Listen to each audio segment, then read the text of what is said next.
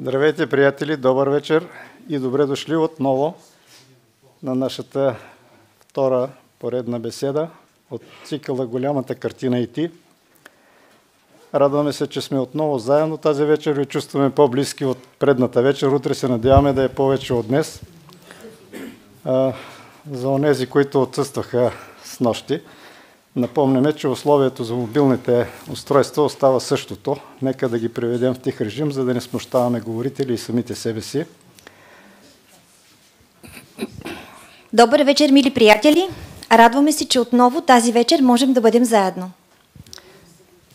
Казваме здравейте и на онези, които не са между нас, но не гледат онлайн. Може да ни гледате на YouTube канала, изписва се на латиница CACD Тутракан. Казваме добре дошли на нашите гости от Ситово, Дани и Яна. Те ще изпълнят за нас песента "Близо, по-близо".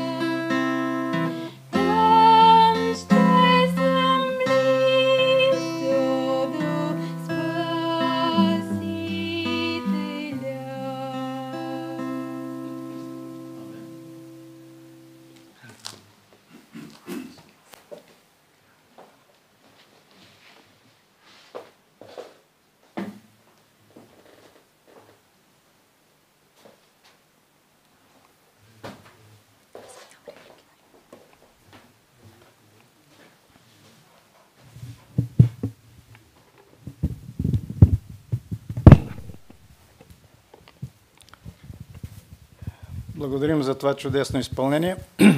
А сега Дитка ще направи съвсем кратко въведение към предстоящата тема. Скритият ход на Бога. Много хора си мислят, че Бог е прекалено далече, че Той е толкова зает и няма време за всеки. Или че го е грижа само за определена група от хора, за преуспелите или за прекалено святите. Но в това твърдение няма никаква истина. Разумът и възможностите на Бога са далеч по-различни от човешките. Дори нещо повече. Той може да обърне внимание едновременно не само на хората, но дори на едно малко, беззащитно врабче. Той обича всяко едно същество на земята. Той обича хората. Той обича теб. И за да не изгуби нито един, Бог е измислил план, който надминава очакванията ни. Стратегията му тотално разбива позициите на неговия и нашия враг.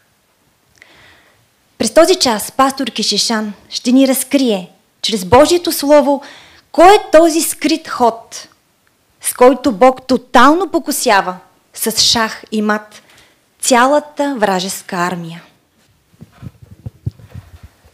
А сега, преди да поканим нашият говорител, би желал да поканим един много по-висок гост.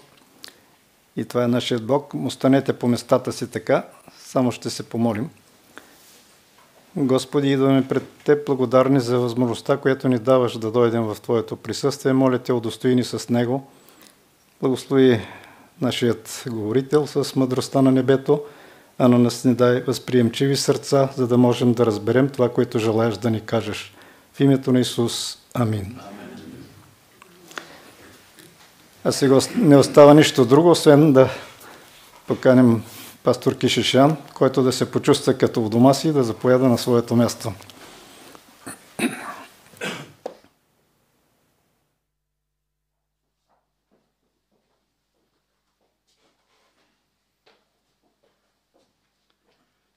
Добър вечер, драги приятели! Здравейте всички! Добре дошли! Радвам се, че сме заедно. Със сигурност се чувствам у дома си. Тутракан е наша територия. Днеска се радвахме на хубаво български летен дъжд с гръмотевици. Господ поля градинките и ние можахме да дойдем сега да чуем тук, нали, Божието Слово. И усетихме и българския вкус на българските домати, така че сме у дома си. Приятно е. Когато сме и с брати и сестри, когато сме с хора, които са в същата посока, с подобни интереси, това винаги много насърчава. Това е много радостно. Казвам добре дошли на хора, които са за първи път между нас и снощи не са били. Радвам се, че сме заедно. Знаете листата на акацията, нали? Салкъма. Едно време, като бяхме в ранните класове, момичетата много не вярваха на тези неща, но момичетата обичаме, не ме обича, обичаме, не ме обича, обичаме, не ме обича, обичаме. Я да видим другото листо, дали потвърждава, дали наистина ме обича. Не ме обича. И аз следващо обичаме. Кое е верно? Момчетата, изобщо мъжете като по-рационални, жените по-емоционални, момчетата казаха, това е паешка работа. На това не може да се вярва.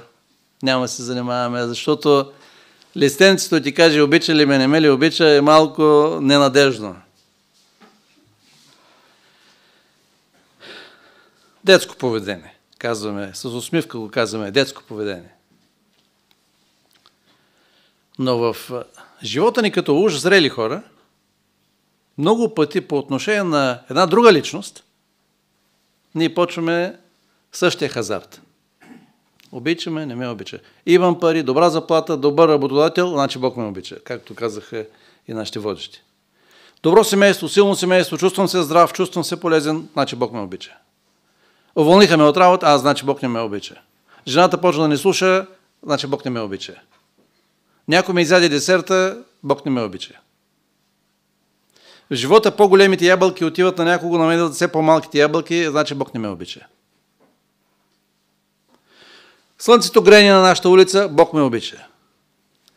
Искам да ви попитам, вие, родителите, които сте родители, толкова ли сте непостоянни във вашето отношение към вашите собствени деца? Послушно е, обичаш го. Не е послушно, не го обичаш. Помага ти, държиш го вкъщи. Не ти помага, гониш го вкъщи. Така ли правите вие? Не, нормалните родители не правят така. Нормалните хора не правят така и с нашите връзки, приятелски връзки, брачни връзки, семейни връзки. Не, ние изграждаме отношенията си с важните личности в живота ни на по-стабилна основа. Никой не очаква от човека до мен да бъде съвършен, освен ако е от утракан. Ако е съпруга от утракан, тя е съвършена, колкото папата. Но и аз не съм съвършен. Никой не очаква от нас да бъде толкова съвършен. Ние знаем, че сме грешни, ние знаем, че бъркаме. Аз очаквам, когато сбъркам, ти като мой приятел, да разбереш този път, че не ми е било ден, да бъдеш толерантен и да ми останеш приятел. Но също ти имаш право да очакваш това от мене следващия път. И аз да покажа същото отношение към тебе. Ние изграждаме нашите отношения на по-стабилни критерии. Но ако сравняваме Бог и нас, кой е по-стабилен, кой е по-надежден, кой е по-точен? Ами разбира се той. Тогава, можем ли с Бога обичаме, не ме обича? Не, той винаги не обича. Това казва Библията. Той винаги не обича. Може би не винаги е доволен от нас. Може би не винаги е удовлетворен от това, което ние правим. Той винаги не обича. За какво говорихме с нощи? Цивилизация от заложници. По тези филми отвличат 1, 2, 3, 5 или там цял самолет или нещо такова, а пък в нашия случай какво се оказа? Че един враг отвлече една цяла цивилизация. Една цяла планета. И тази вечер ние ще говорим за тайния ход, тайното оръжие на Бога. Утре вечер, ако сме живи и здрави, аз казах още и с нощи, нещо много интересно, нещо много криминално ще научим. Какво крие бъдещето? Никой не знае бъдещето. Но Бог знае бъдещето. Преди много години бях пастор в Пловдив и изчаквах моята съпруга с едно от децата ни от посещение при лекаря. И аз чаках в колата и по едно време мина една жена, която видя, че е отворена вратата на прозореца на колата, лятно време, и тя ми каза: знаеш ли, господине, мога да ти гледа на ръка и веднага ще ти кажа за нещата за бъдещето ти. И аз се усмихнах и казах: много благодаря, но аз знам бъдещето. Знаеш ли бъдещето? Ти да не си нещо, почна тя да си говори на един неща. Не, аз знам бъдещето. Аз не знам утре дали някой ще ми изяде десерта или не, аз дори не знам дали утре ще се събудя или няма да се събудя. Но аз знам по-важните неща за бъдещето. Аз знам голямата картина, нашето общо заглавие. Аз знам голямата картина, защото има кой да ми каже за голямата картина, иначе аз не съм толкова умен да го зная от само себе си. И аз знам какво е мястото моето място в голямата картина. Тази вечер ние ще говорим за тайния ход на Бога, скрития ход на Бога, с който той сломява, както Диди каза, сломява цялата вражеска сила.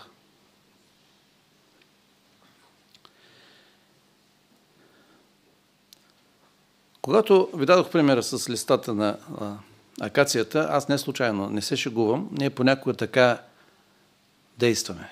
Такова е нашето поведение.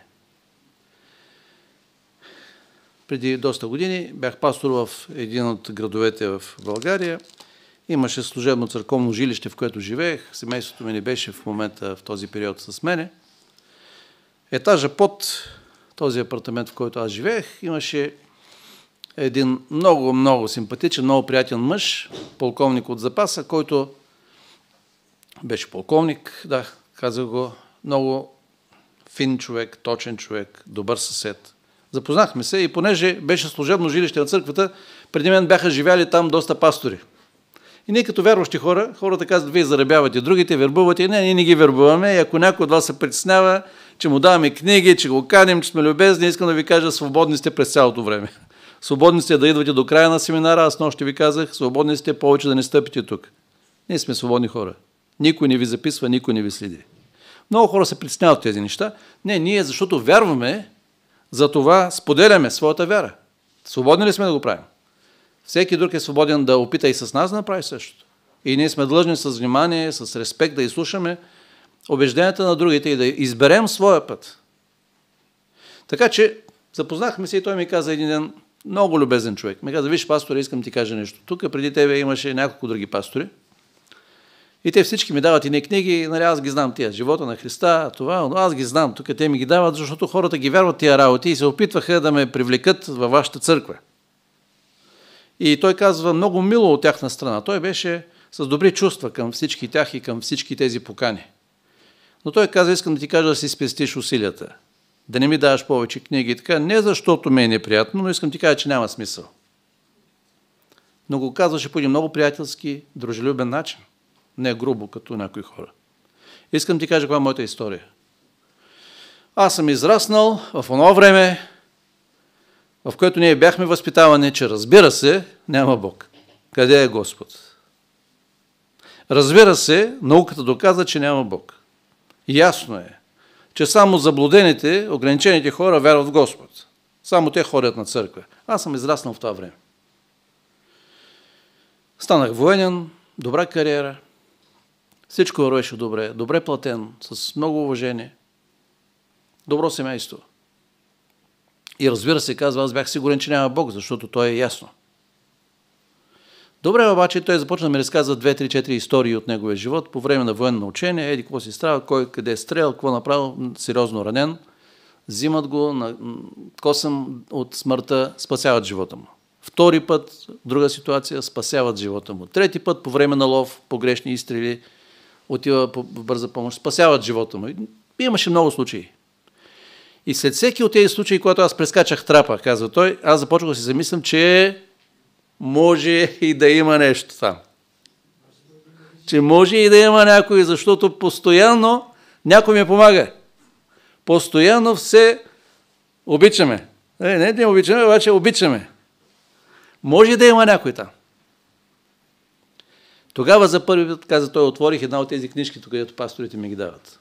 Има Господ, спасителния план, Бог те обича, Христос бил дошъл, бил умрял за мене. Тези неща за първи път им обърнах внимание. Още не можех да ги повярвам, но за първи път си казах, може и да има такова нещо. Нали ние имаме близки хора, за които се молим това да се случи някой ден. И той казва, тогава имаше някакви здравословни проблеми моята съпруга, отиде при джипито, при лекаря, направиха изследвания, откри се тумор, много лоша форма на рак, за 3 месеца си отиде. И аз казах, ясно е, че няма Бог. Логично е. Случайности. Случайно ми спасиха живота, случайно жена ми умря. Случайно ми върви, случайно не ми върви. Обичаме, не ме обича, няма никой. Това беше решението на този човек и аз много съжалявам, защото беше прекрасен човек. Поставяме отношението си към Бога в пряка зависимост от подобни обстоятелства в нашия живот. Че не е разумно и това е ясно. Приятели, на тази земя, това е първото, което ще ви помоля да запомним тази вечер. На тази земя действат 3 фактора. Би било много просто, ако има само един фактор и за всичко ще обвиняваме този фактор. За хубаво-лошо, само той е виновен. Но на тази земя има сложен възел от 3 много мощни влияния. Вярвате или не вярвате, това е истината. Бог, Сатана, врагът. Ние вчера за това говорихме, за великата борба, за голямата битка. И кой третия? Човека. Ти и аз. Знаете колко и снощи за това говорихме. Колко е приятно да обвиняваш другите. Правителството, кмета, общината, съседа, жената, децата, работодатели, всички са виновни. Само ние сме виновни. Точно така. Но другите са виновни. То е ясно. Кой ти отрава живота? Другите. Не е толкова просто. Бог и Сатана и човека. Човекът избира, според думите на Христос в Матей 6 глава, двама господари има, казва той. И ти избираш автоматично на кого ще служиш. Някой помни ли заглавието на нашата последна беседа? Как обичам да изпитвам хората? Виждаш, сега ще приписвате. Сега ще приписвате, ще гледате от тефтера, нали? Ще гласувате ли следващия път? Но няма да ви говоря за изборите. Аз ви обещах, че няма да ви говоря за изборите, но ще ви питам, ще гласувате ли следващия път. Така че, който иска да пропусне петата беседа, нека да не идва в събота вечер. Двама господари. Ти си третия фактор и ти избира за кого ще гласуваш. Ето, подсказах ви малко. Не е толкова просто. Един мъж, това е преди 100 години, началото на 20 век, когато ги няма тези модерни оферти, тези модерни туристически кораби, един от големите презокеански кораби, както подобно на Титаник, човека иска от Европа, заминава за Америка. И той търсил какви билети, накрая взел един билет, търсил по-евтини билети, но не разбрал много добре какво плаща, но в крайна сметка има билет, качил се на кораба. Има първа класа, втора класа, трета класа, както е било на Титаник. Обаче той си казал, не може аз да съм взел някои от хубавите билети, и той си взел сухарчета в турбичката и храна, там, нали знаете как, по-нашенски. И най-ефтино там в някаква каюта и като дойде време за обяд, камбаната бие, всички отиват в ресторантите на големия кораб, хапват добре, той се прибира там някъде към багажното и си вади от турбичката и си яде там онова, където изсъхва. И тези курсове са минавали за седмици, за месеци са пътували. По едно време го вижда някой от персонала и му казва, господине, вие защо не сте в ресторанта? Той казва, моя билет, аз съм скромен човек, сигурно аз нямам право. Дайте да ви видя билета. Сещате ли се? Ама вие сте платили за всичко. Вие имате всички екстри, всички възможности. Колко дена? Тук е то минало сумати дни. Той си яде от сухите хранички, които се носи. Ти си платил за ресторанта. Отивай нормално се храни с белите хора, с нормалните хора. Приятели, понякога ние не сме наясно какви са нашите възможности. Както когато имате хубав нов телефон или хубав автомобил и не му знаете всички възможности. На тази земя не е толкова зле, колкото си мислим. Има опции, има възможности, които не си използвал, които не ги знаеш, просто защото не си прочел добре опътването. Както един модерен уред. Ако си прочетеш малко по-добре опътването и ако с малко повече внимание си прочетеш опътването, можеш да разбереш, че имаш неизползвани възможности. Това искам да ви кажа тази вечер. Голямата от тях. Най-голямата от тях. Повече нека не се занимаваме, върви ми, не ми върви. Не, това не е интересно. Имаш възможности, които не си използвал.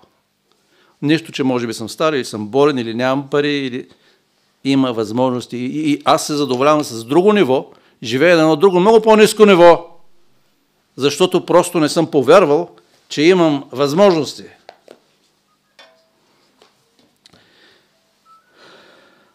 Така че ние можем да наречем нашата цивилизация един излъган свят. Един излъган, нещастен свят. Защо Бог стана човек? Ако ви припомня първите 3 решения на Бога, те бяха първо, Бог ще твори. Второ, Той ще твори разумни и свободни същества.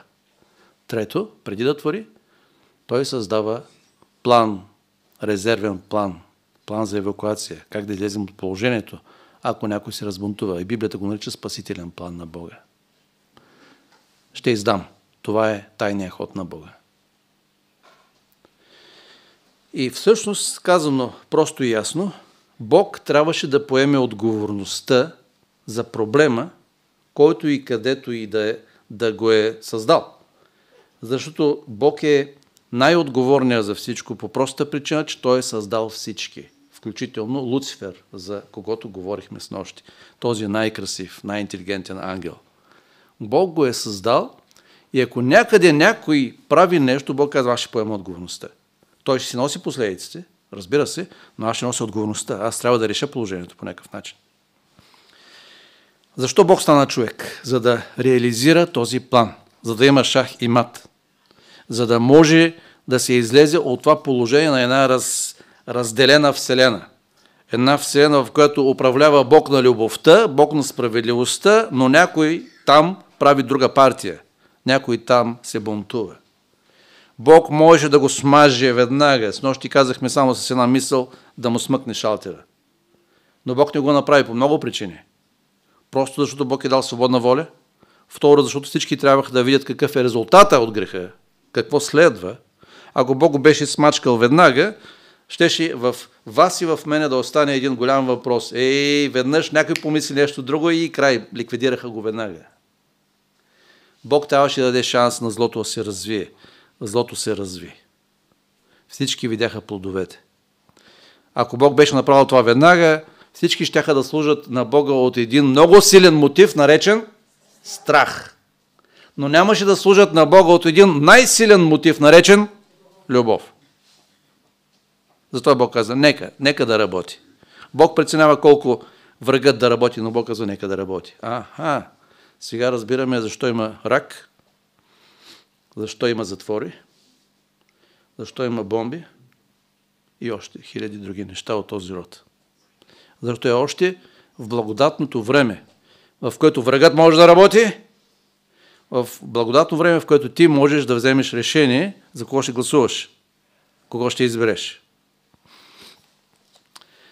В Евангелието на Йоан, това е 4-то Евангелие в Новия Завет, 3 глава, 16 стих, има едни думи, в които всички християни са влюбени. И от точно тази любов са нарекли този текст златния стих на Библията. Есенцията, сърцевината на Евангелието. Йоан 3 глава, 16 стих. Много богослови казват, че ако цялата Библия не беше написана и ако само това нещо стоеше, щеше да бъде ясен спасителният план на Бога. Много автори наричат този текст най-великият разказ на Библията. Всички обичаме да слушаме разкази или да разказваме. Обаче това е най-великото нещо, което можете да научите. Аз ще ви го прочета, това е много кратък текст. И в него има 4 действия. Когато слушаме речта, коя част от речта е носител на действието? Учители има ли, ученици или хора, които са учили едно време български? Глаголите. Нали? Нека да броим глаголите, за да видим колко действия има този разказ. 3 глава на Йоан, 16 стих. Защото Бог толкова възлюби света, че даде своя единороден син, за да не погине нито един, който вярва в него, но да има вечен живот. Както виждате, прескочих един, защото е повторение. Да не погине, но да живее едно и също. Ако някой няма да умре, значи той ще живее вечно. Нека да проследим тези 4 действия. Кое беше първото? Първата фраза кое беше? Бог толкова възлюби света. Кой прави първата крачка според този текст? Най-първата крачка. Бог. Той изобрети спасителния план. Не го измисли някой умен пастор, някой умна църква. Бог толкова възлюби света.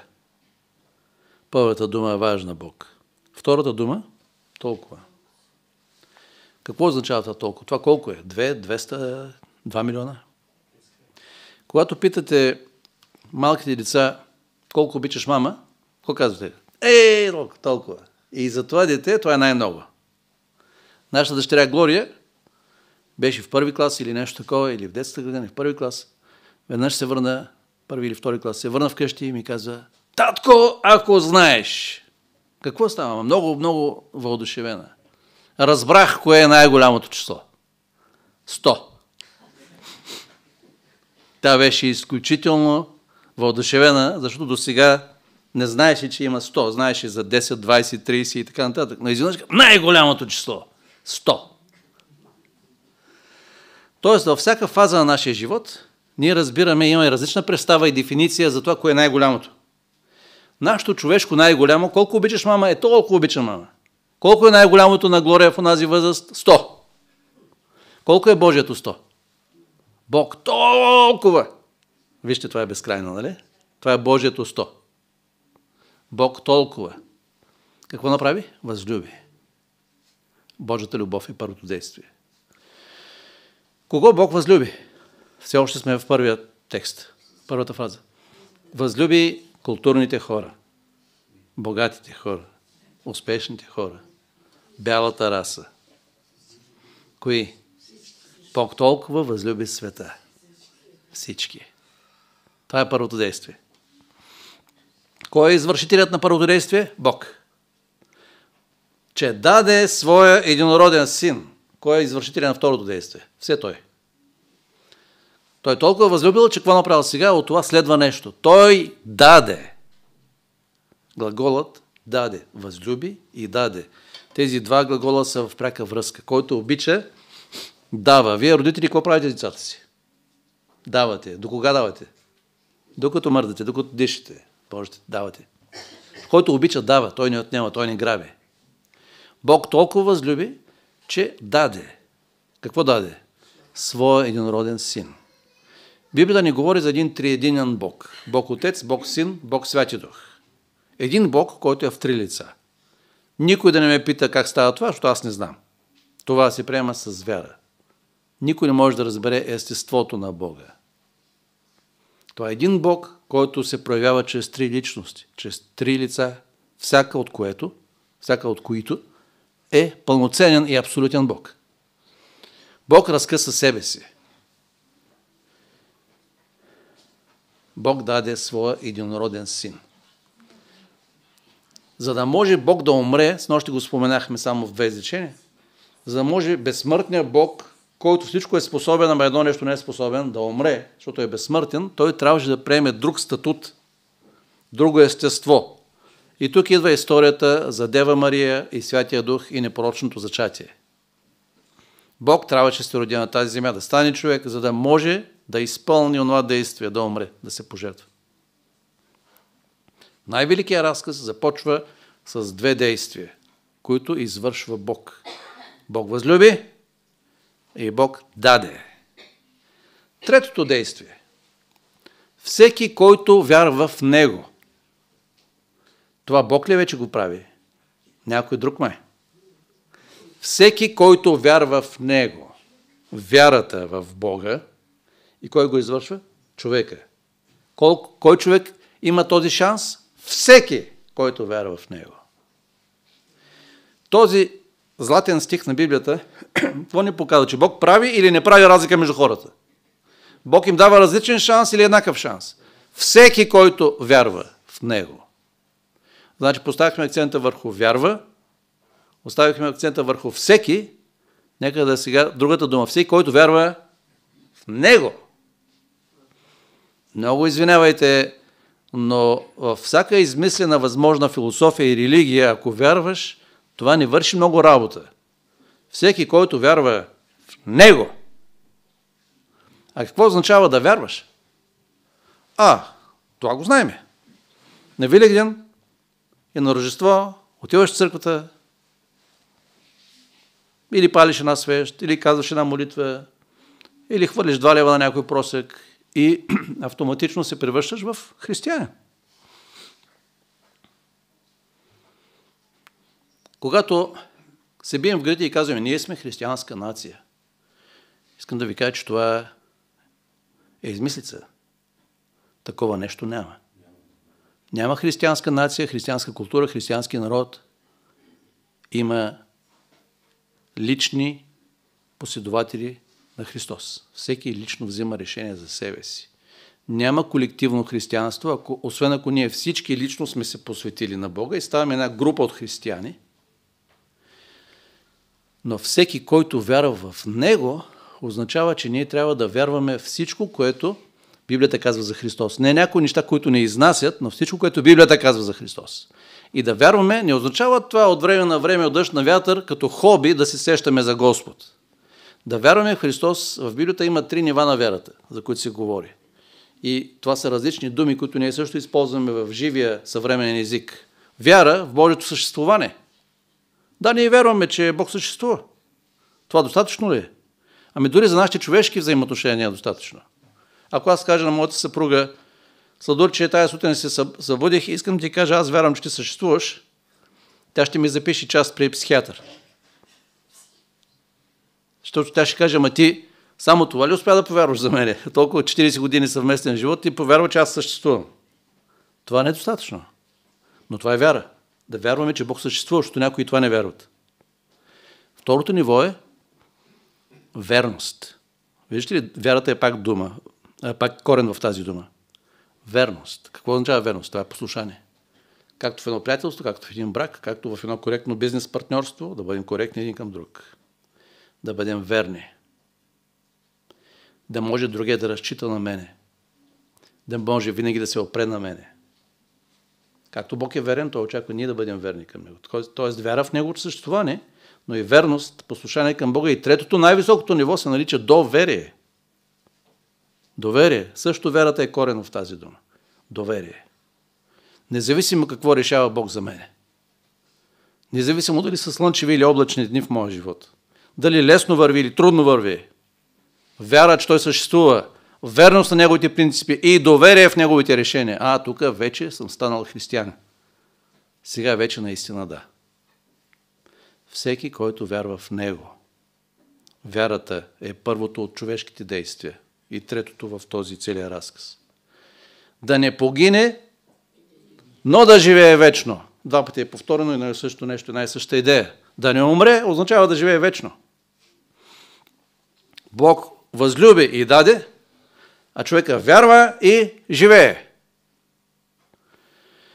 Тук вече предполагам, че изгубих някой от вас, нали? Защото някой казва, до тук беше доста реалистично, обаче това последното с вечния живот малко прекалено е. Защото, пасторе, кога си видял ти село без гробища? Да живее вечно. Приятели, ние с вас много неща не сме ги виждали и ги вярваме и ги приемаме за абсолютно действителни. Колко от вас са пътували с самолет? Може ли да видя ръцете ви? Колко от вас са пътували, са летели с самолет? Самолет, да речем. Да. След малко и други въпроси ще ви задам. Колко от тези, които са летали с самолет, помолиха да видят на пилота кръвната проба за деня, за да видят дали в кръвта му има някои други вещества допълнителни? Колко от вас поискаха? Никой. Качихте се в самолета, заспахте и кацнахте успешно. И вие се доверихте на един пилот, който може да си е сложил нещо. И вие се доверихте, че са го проверили и че системата работи.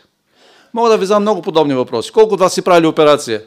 Не проверихте хирурга, нали? По същия начин не го проверихте. И така нататък. Ние не можем да живеем без вяра. Ние се доверяваме.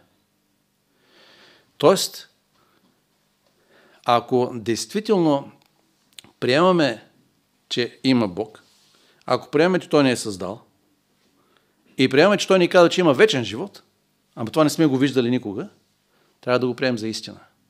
Аз ще ви дам само едно доказателство, че има вечен живот. Не си мислете, че съм говорил с някого от отвъдното и така нататък, но това доказателство е в вас, в вашия живот.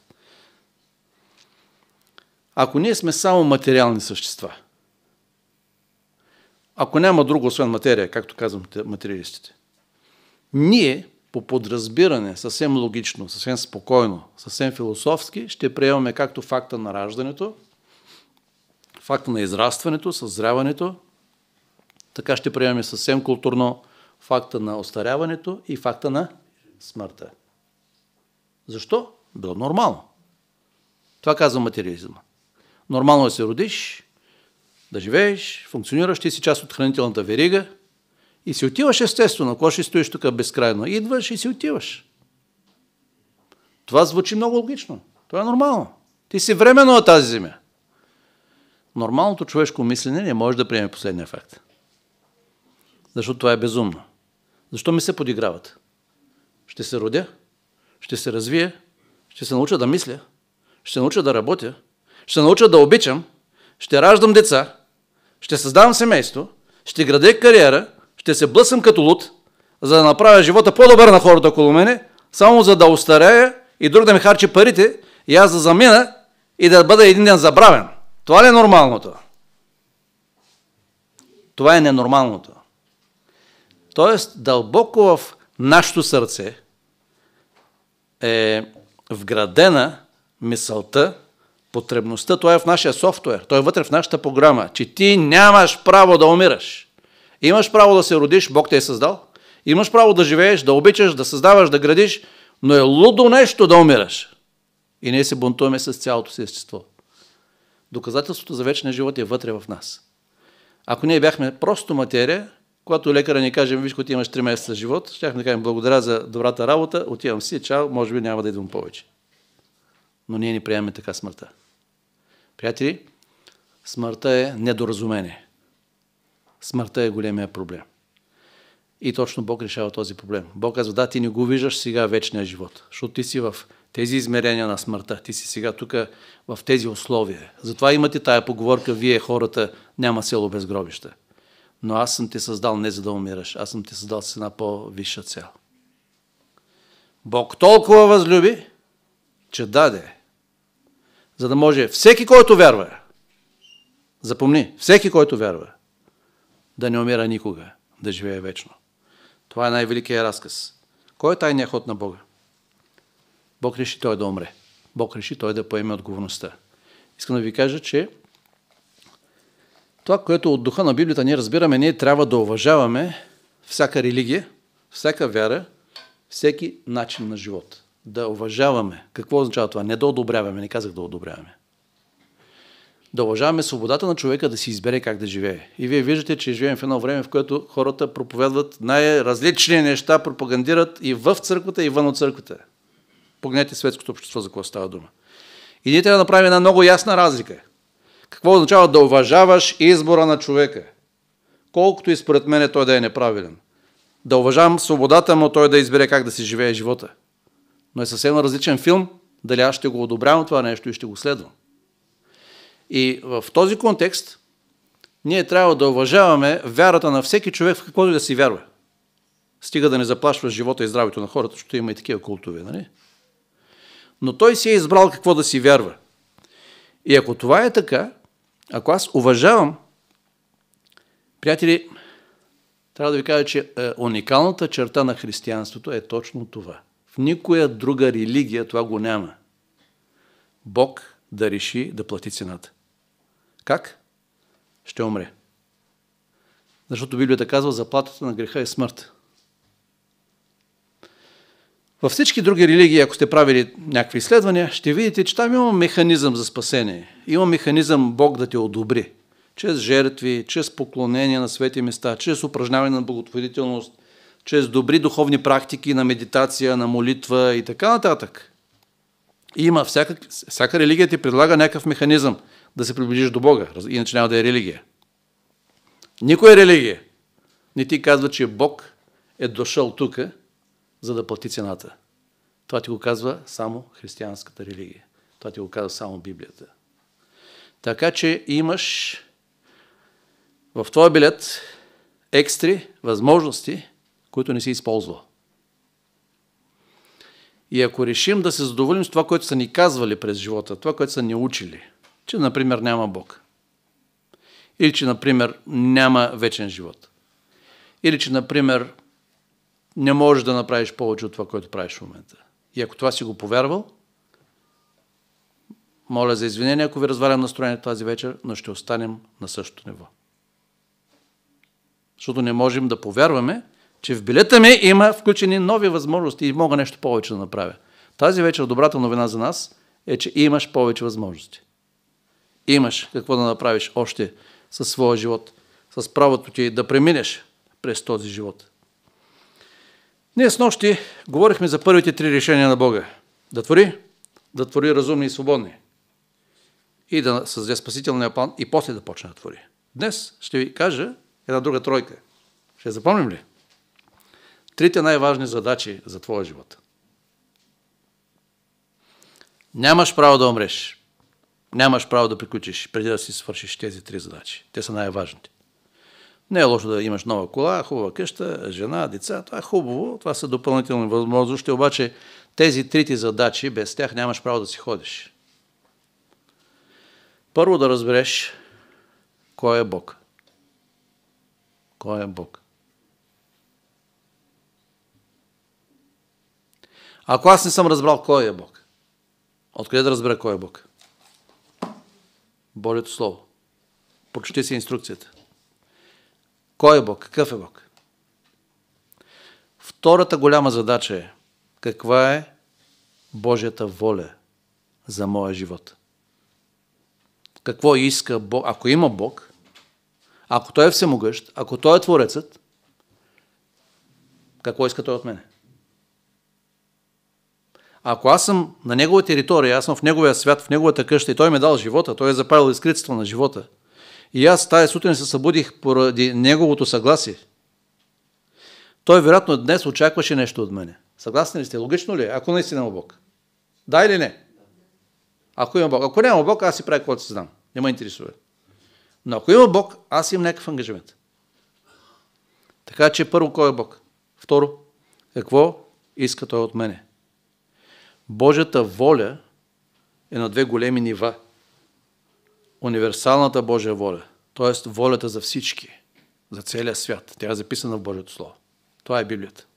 Но има едно второ по-дълбоко ниво, което се нарича персоналната Божия воля за моя живот, личната Божия воля за мен. Бог иска нещо от тебе, може би различно от нещо от тебе.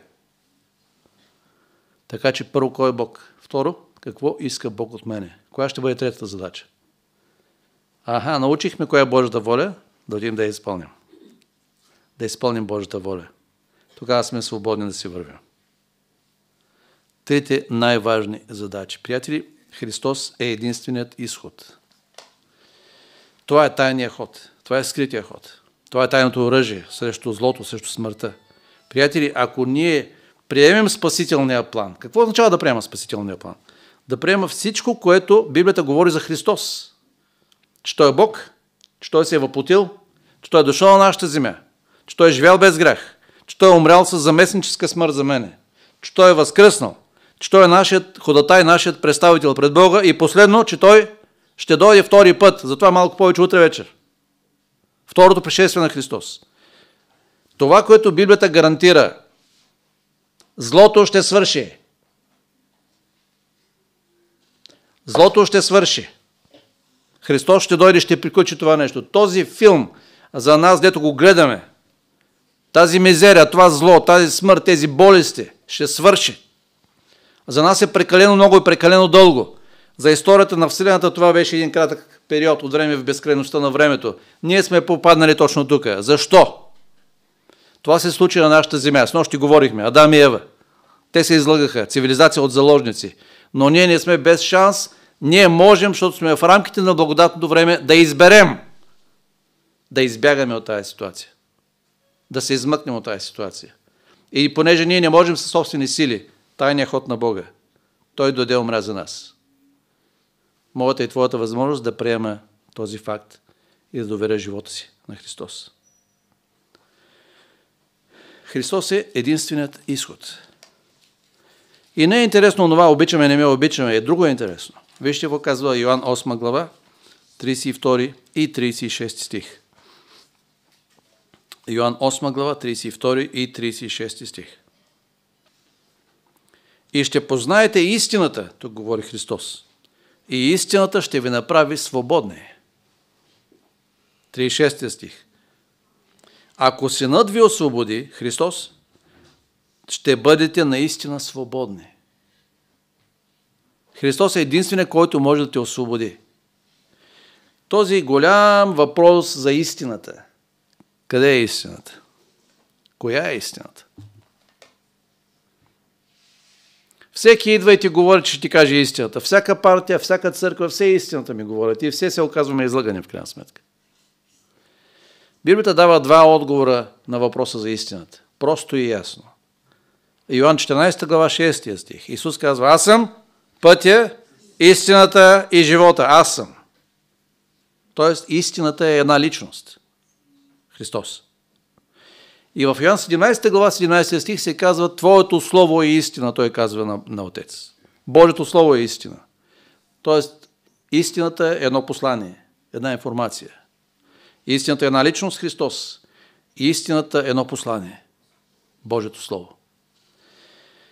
Това означава, че ние днес с вас имаме шанса да се измъкнем от историята на греха. Не само себе си, защото привилегия за нас като християни е да подадем ръка и някой друг да се измъкне заедно с нас. Аз много харесвам една глава в Библията. Това е една проповед на Христос, в която Христос сподели само притчи, само истории. Тази проповед Исус разказваше история след история. Това е Матей 13 глава. И в тази 13 глава от Матей 44 до 46 стих се разказват две много кратки истории. Аз ще ви ги прочета, но аз ще ви помоля, както имаше едно време в някои детски изписания, открийте разликите между две картинки, нали? Колко разлики има. Тук има една голяма разлика. И аз ще ви помоля да я намерите. Всичко друго си прилича в двете истории. Има една разлика. Небесното царство прилича на имане, скрито в нива, което като го намери човек, скрива го и в радостта си отива и продава всичко, което има и купува тази нива. Другата история. Небесното царство прилича още на търговец, който търсеше хубави бисери. И като намери един скъпоценен бисер, отиде, продаде всичко, което имаше и го купи. Кое е общото? Някой има нещо. Орача си има къща, магаренце, козичка, сигурно там, каквото си има. Търговец на бисери си има вече бисери, пари и така нататък. И двамата си имат някакъв капитал. Един е по-беден, другия е по-богат, но и двамата имат нещо. И двамата внезапно откриват какво? Нещо по-ценно. Орача открива в нивата имане, онзи открива скъпоценен бисер. И двамата съвсем адекватно веднага мозъка щрака и какво правите? Отличен бизнес. Веднага преценяват ситуацията. Един и друга продават колко? Всичко! До стотинка. Край. Остават голи като пушка. За да купят това ценно нещо. И двамата го оценяват. И двамата от по-бедни, макар че в началото един е доста беден, другия е доста богат, но от по-бедни стават много по-богати. Това са приликите. Коя е разликата? Кой ще получи шоколада сега, аз не знам.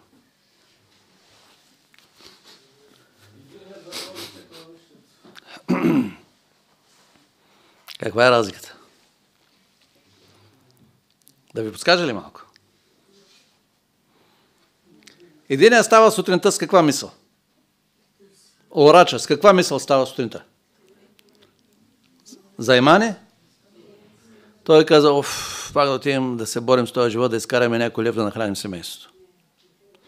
Така е вчера, утре, след 2 години, след 5 години, след 20 години. Той човек не е и сънувал имане, защото в живота му чак до там не е стигал. Той е беден. Търговеца на бисери става сутринта, бърза да включи компютъра и какво казва? Я да видим кой има днеска на пазара. Защото той до сега е купувал, натрупал. Я да видим има ли нещо ново. Гледа, има нещо ново. Каква е разликата? Единият не мисли за богатство. Той е доволен от онова ниско ниво на работа вкъщи, важно да оцелеем, да свържим двата края. Другият търси ценните неща, по-ценните неща. Единият е фокусиран върху обикновените неща, не му трябва съкровища. Другият е фокусиран върху съкровищата. Но и двамата в началото нямат големия удар. Тези две истории показват една съществена разлика между два типа хора. Но в случая и двата типа хора правилно преценяват. Защото има други притчи, в които пък някой се отказва.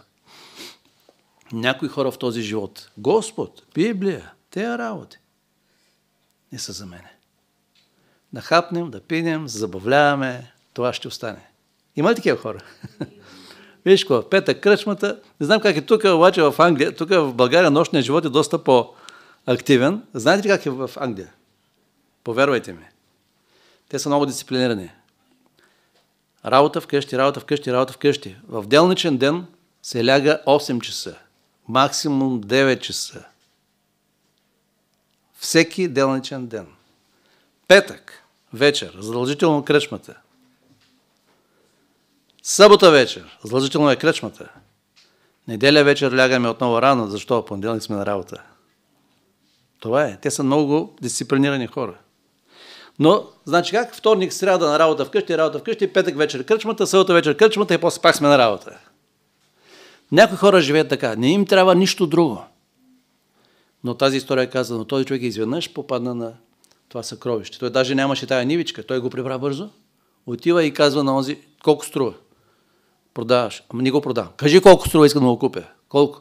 И отиде вкъщи, продава всичко. И магарито, и това само жената не продаде. Магарито, всичко продаде, за да купи.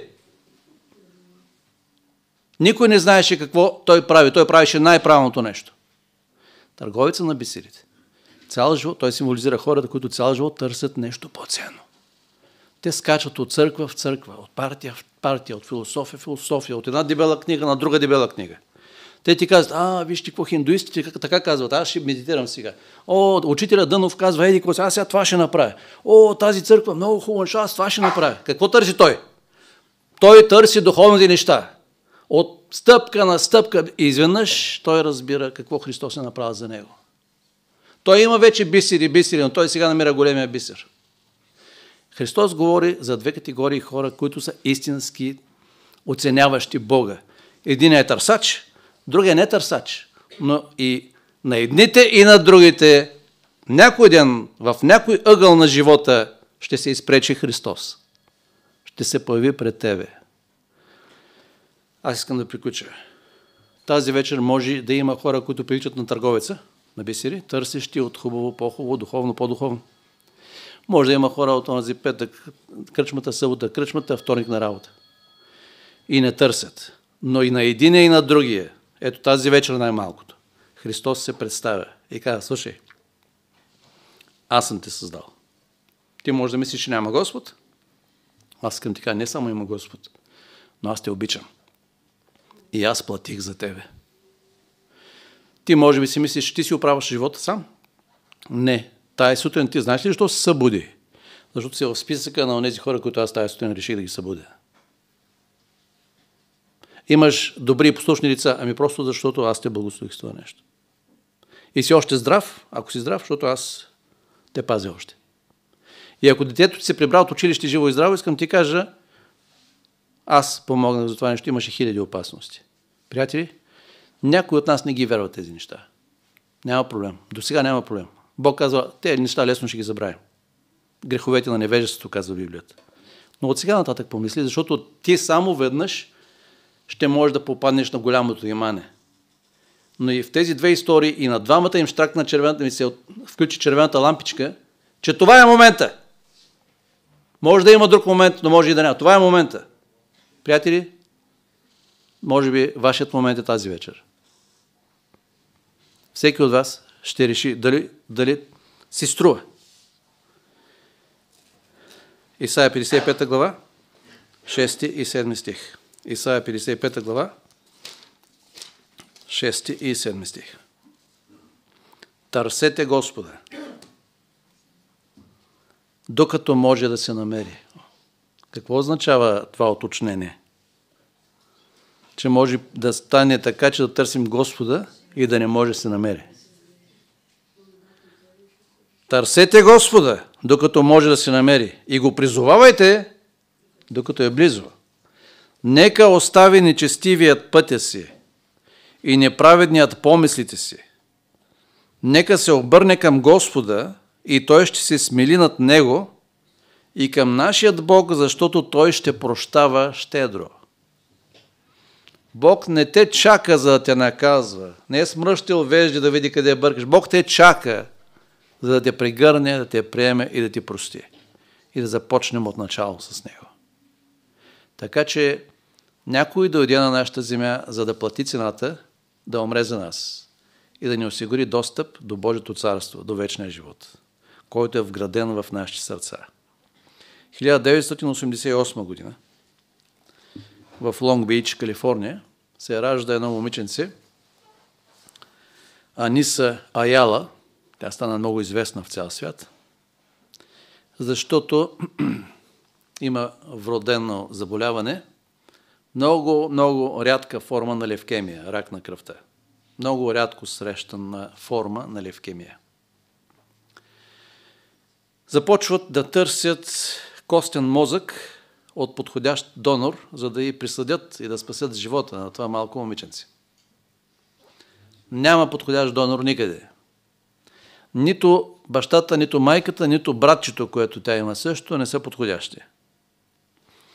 Медиците успяват да задържат живота и няколко години. В отчаяно търсене в базата данни по цял свят и никъде не може да се намери едно човешко същество, за да помогне с подобно ДНК, с подобна подходяща костен мозък, за да се превърне в донор. Това семейство, баща и майка, около 40 години, млади хора, решават да имат още едно дете. Дете, за да се роди с цел по-висока вероятност да бъде донор на сестра си. Тя успешно забременява. 9 месеца детето се ражда. Правят му проба и той е отличен донор. Чака бебето малко да порасне 12 месеца, година и 2 месеца, 14 месеца, година и 2 месеца. Вземат костен мозък, присаждат на сестричката и двете момичета сега са вече жени, живи и здрави. Едно дете, чиято мисия да дойде на този свят е да спаси сестра си. И имаше един, който се роди на тази земя с мисия да спаси всички. Да спаси всички. Никой друг не можеше да помогне. Няма друг донор, толкова скъпоценен, който можеше да реши този проблем. Дойде едно бебе в Витлеем, което се роди, за да може да спаси всички. Нека му се поклоним тази вечер и да му благодарим с една кратка молитва. Боже наш, ние ти благодарим за твоя таен ход, който врагът не узна, който раздразни врага, когато врагът разбра какъв е твоя план, да платиш цената. Благодарим ти за бебето, което се роди във Витлеем преди 2000 години, за да спаси всеки един от нас.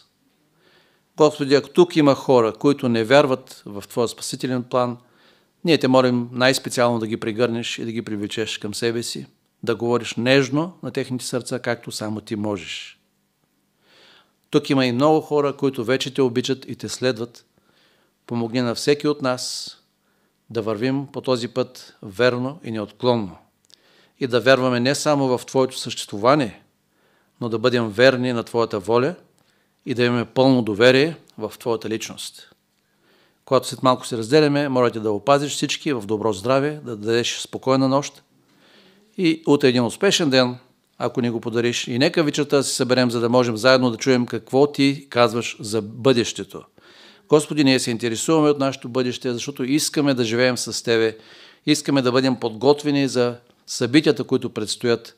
Молим Те да говориш на нашите сърца и да ни помогнеш не само да вярваме това, което чуваме от Теб, но и да съобразим живота си с тези прекрасни истини. Вечна слава на Теб в името на Христос. Амин. Приятна вечер на всички. Бог да ви води и да ви пази. Беше ми много приятно да бъдем заедно.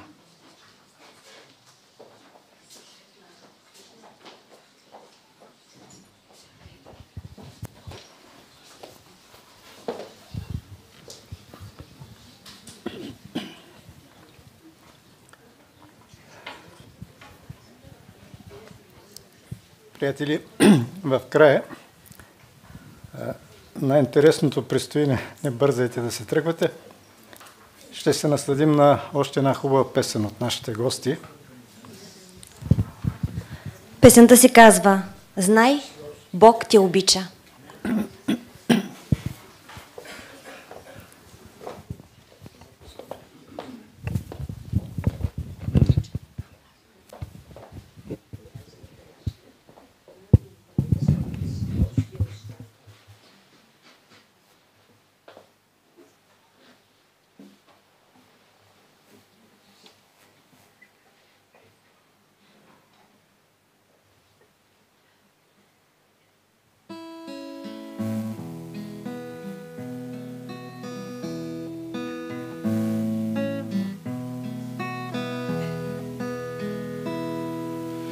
Знай, Бог те обича с цяло си сърце.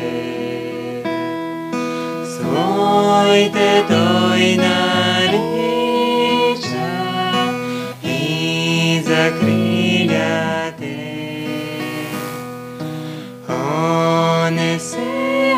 отчаяй, не се тревожи. Царят на всемира ще те защити. Бог за тебе мисли, как да те спаси. Както ярко слънце грее с лъчи, о, не се страхувай, той на тебе бди. Сам Исус се грижи, мир ще ти дари. Бог за тебе има работа сега. Той в своето дело тебе призова. О, не стой безденен, с други сподели Божията нива, бодро работи.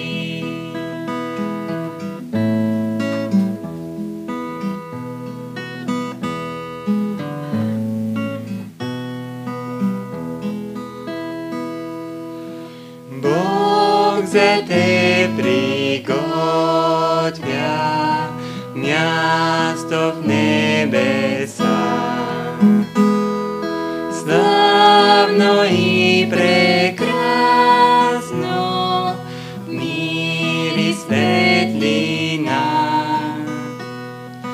О, защо се луташ, мрачен в света?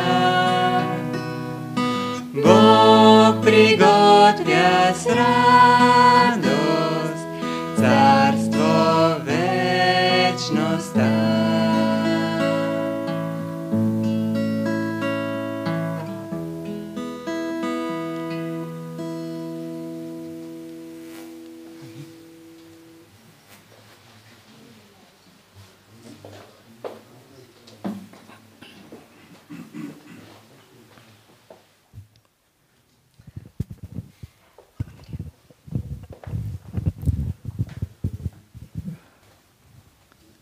Благодарим за тази прекрасна песен. Сега напомняме това, което съобщихме с нощи за нашите приятели. Това, повярвайте, не е само обращение, това е отношение. Ние ви считаме за такива и всяка следваща вечер ставаме по-близки. За вас тази вечер пастор Кишан говори за това дете, което се роди, дойде и умря за всеки един от нас. На изхода тази вечер ще получите книгата "Как да стигнем до този Спасител" със заглавие "Пътя към Христа". Нашите разпоредители са на ваше разположение. Вдясно във фоето има скромна почерпка, може да се отбиете там. Също така, ако имате въпроси към пастор Кишишан, може да ги зададете. Очакваме ви и утре вечер по същото време от 19 часа. Темата ни за утре вечер е с заглавие "Библейски прогнози". До утре. До утре.